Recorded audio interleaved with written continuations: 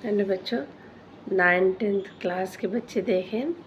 आज हम आपको कारक परिचय पढ़ाते हैं और कारक आपको याद हो जाएगा। का वाक्य में जिस शब्द का संबंध क्रिया से होता है उसे हम क्या कहते हैं? कारक कहते हैं। इन्हें विभक्ति या प्रसंग भी कहा जाता है। पहला है कर्ता कारक।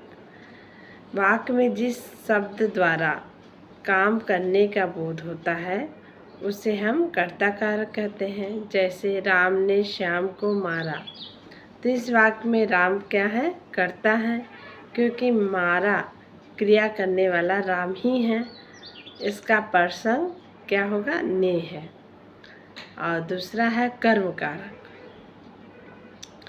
वाक्य में क्रिया का प्रभाव फल जिस शब्द पर पड़ता है उसे हम कर्म कारक कहते हैं। जैसे राम ने श्याम को मारा, तो यहाँ कर्ता राम है और उसके करने का फल क्या होता है? श्याम पे पड़ता है।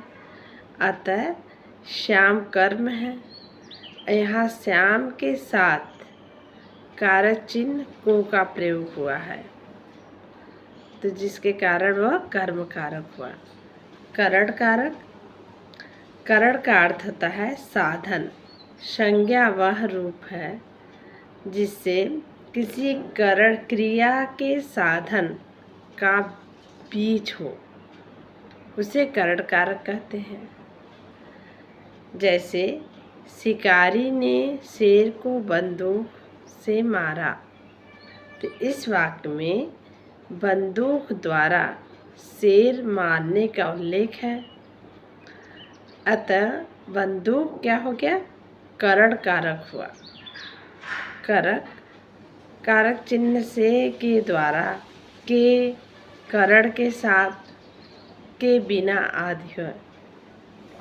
संप्रदान कारक। जिसके लिए कुछ किया जाए, जिसके लिए कुछ किया जाए या जिसको कुछ दिया जाए, आदान प्रदान मतलब। इसका बोध कराने वाले शब्द को हम क्या कहते हैं? संप्रदान कारक कहते हैं। जिसने, जैसे उसने विद्यार्थी को पुस्तक दी। वाक्य में विद्यार्थी संप्रदान है और जिसका चिन्ह होगा को है। अपादान कारक। वाक्य में जिस शब्द का वस्तु से किसी वस्तु या वस्तु की पृथकता या तुलना का बोध होता है, वहाँ हम अपादान कारक कहते हैं।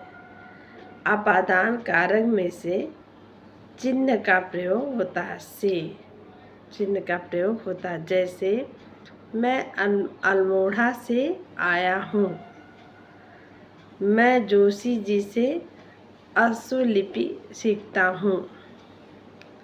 ये हो गया अपादान कारक। अब देखें संबंध कारक।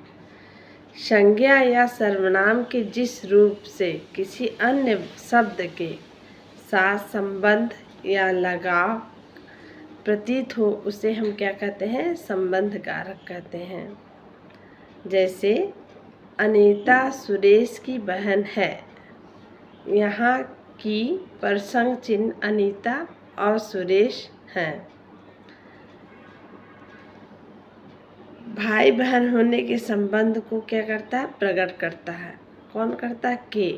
भाई बहन के संबंध को प्रकट करता है के। संबंध कारक के प्रसंग चिन्ह का, की, के है। अब देखें अधिकरण कारक। संज्ञा या सर्वनाम के जिस रूप से क्रिया का आधार, आश्रय, समय या शर्त सूचित होता है उसे हम क्या कहते हैं? अधिकरण कारक कहते हैं। इसके प्रसंग कारक चिन्ह है में घर है। जैसे उमेश लखनऊ में रहता है। क्या है? अधिकरण कारक। पुस्तक मेज पर रखी है। में क्या है? इसका चिन्ह में है। फिर देखिए संबोधन।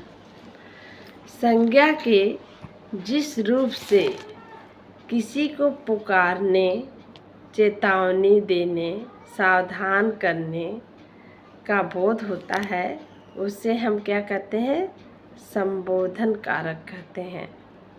संबोधन कारक की कोई विभक्ति नहीं होती है। इसे प्रकट करने के लिए हे, ओ, अरे आदि का प्रयोग किया जाता है।